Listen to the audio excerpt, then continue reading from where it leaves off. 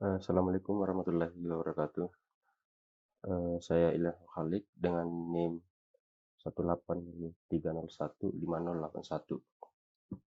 Jadi pada kesempatan kali ini atau pada video yang saya akan bahas kali ini adalah perbaikan remedial atau perbaikan UAS, di mana pada remedial UAS kali ini itu ada beberapa kategori yang harus dipenuhi yang telah ditetapkan oleh dosen pengajar. Yang pertama, contoh source algoritma yang akan dibahas dengan menggunakan bahasa pemrograman yang bebas atau semau kita. Yang kedua adalah flowchart dari algoritmanya. Yang ketiga atau bagian C, pembahasan dari kompleksitas algoritma tersebut. Dan yang keempat atau bagian D itu adalah reselling video dari penjelasan pada poin C. Tapi sebelumnya, untuk penjelasan algoritma yang akan saya bahas itu sudah ditentukan pada poin pertama. Kebetulan karena angka NIM saya terakhir itu 1, jadi saya akan membahas algoritma pencarian sequential search. Ya, kita langsung saja masuk ke pembahasan materinya. Ya, remedial luas sequential search pada mata kuliah matematika discrete. Nah, yang seperti saya katakan tadi, sequential search adalah teknik pencarian data di mana data dicari secara urut dari depan ke belakang atau dari awal sampai akhir berdasarkan key yang dicari. Pada saat data yang dicari ditemukan, maka proses pencarian akan dihentikan. Tetapi ketika data yang dicari belum ditemukan, maka proses akan dilanjutkan sampai semua data selesai dibandingkan. Masuk kepada pembahasan kompleksitas program. Nah, algoritma sendiri dibuat untuk menyelesaikan suatu permasalahan. Itu sudah menjadi ketentuan definisi dari algoritma. Misal untuk penambahan satu digunakan penulisan penambahan semestinya, yaitu n+1. Ada juga dengan menuliskan n kali n atau min n tambah 1 untuk memperoleh hasil penambahan.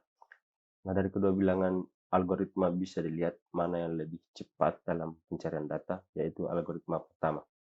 Sudah pasti. Beberapa algoritma memiliki tingkat kompleksitas yang berbeda-beda tergantung dari program itu sendiri. Namun pada dasarnya algoritma yang baik adalah algoritma yang efisien dalam hal waktu dan ruang. Kita akan bahas mengenai jenis kompleksitas algoritma yang telah kita jelaskan sebelumnya mengenai keefisienan algoritma itu sendiri terhadap waktu dan ruang. Yang pertama, kompleksitas terhadap waktu. Kompleksitas waktu diukur dari jumlah tahapan komputasi yang dibutuhkan untuk menjalankan algoritma sebagai fungsi dari ukuran masukan n. Untuk kompleksitas ruang, diukur dari memori yang digunakan oleh struktur data yang terdapat di dalam algoritma sebagai fungsi ukuran masukan n.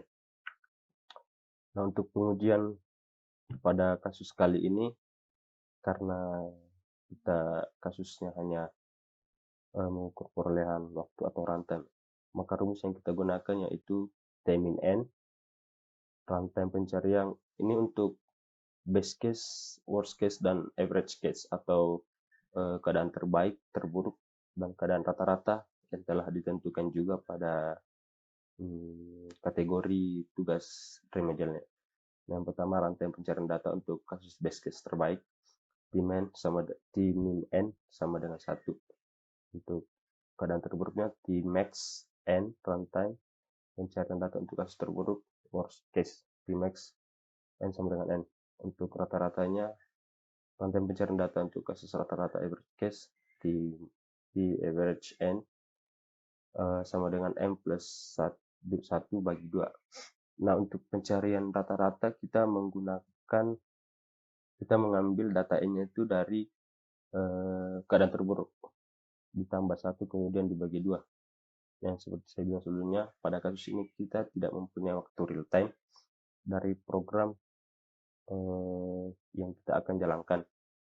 Makanya kita hanya mengambil rumus dari pengujian waktu tersebut. Nah, pengujian runtime, pada pengujian runtime tersebut kita menggunakan algoritma sequential search dengan menggunakan notasi Big O. Nah, algoritma ini dinyatakan dengan notasi sequential atau linear. Notasi sequential atau linear Big O artinya waktu yang diperlukan sebanding atau berbanding lurus dengan banyaknya data. Aturan untuk menentukan kompleksitas waktu asimptotik pada algoritma pencarian beruntung atau sequential search jika kompleksitas waktu Pn dari algoritma diketahui adalah sebagai berikut. Rumus Biko ini sama dengan pencarian runtime seperti biasa, yaitu T min n untuk pencarian waktu terbaik dan T max n untuk pencarian waktu terburuk, dan T average n plus 1/2 untuk pencarian rata-rata.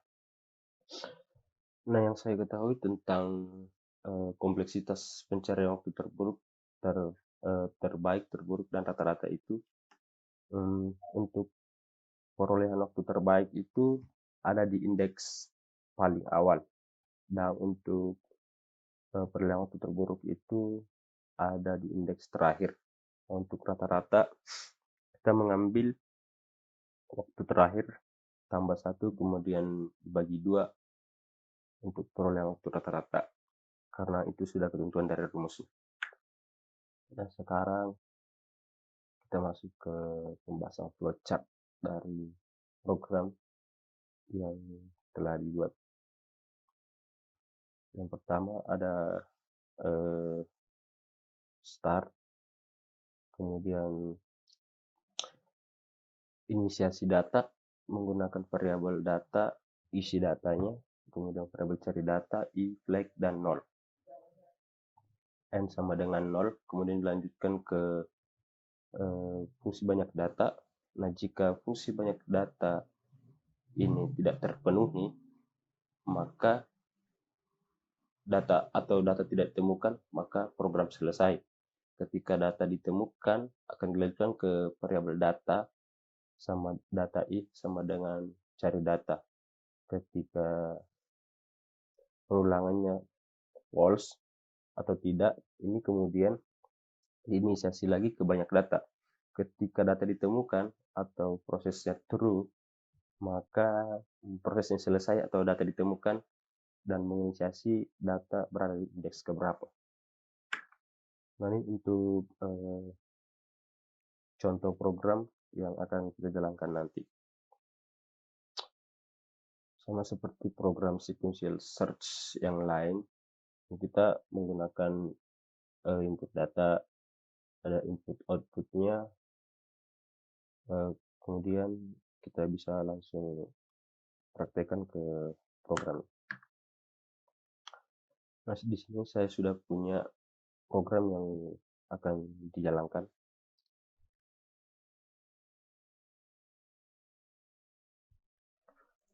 Dari output yang terlihat, datanya ada 5 karena masukannya ada 5. Kita menyesuaikan pada variabel data ada berapa data.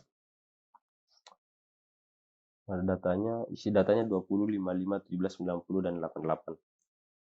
Ketika kita memasukkan angka 20, mencari data 20, ketika data itu ditemukan, maka akan, ya seperti biasa, fungsi if else-nya data ditemukan akan dicetak.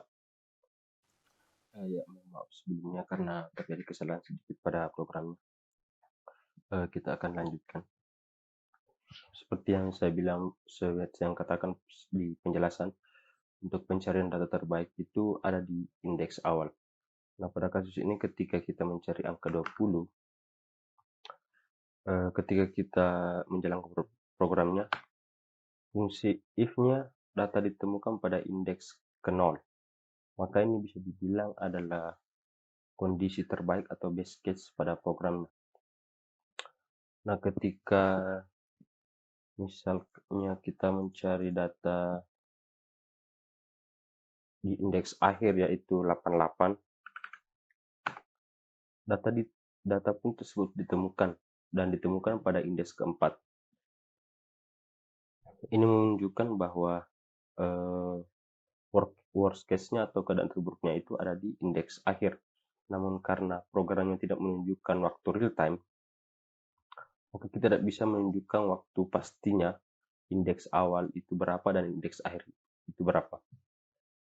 Tapi dengan notasi Biko kita bisa menghitung itu, tapi kita tidak membahas secara luas tentang notasi Biko. Mungkin ketika ketika kita mencari data yang tidak ada pada program tersebut, misalnya kita mencari data 13, maka fungsi else-nya data tidak ditemukan. Untuk kasus ini saya kurang begitu tahu, ini termasuk data worst case atau data rata-rata, karena programnya tidak eh, membaca waktu eksekusi pada program. Ya mungkin itu saja yang bisa saya sampaikan. Mohon maaf jika ada kesalahan kata-kata. Saya akhiri dengan Assalamualaikum warahmatullahi wabarakatuh.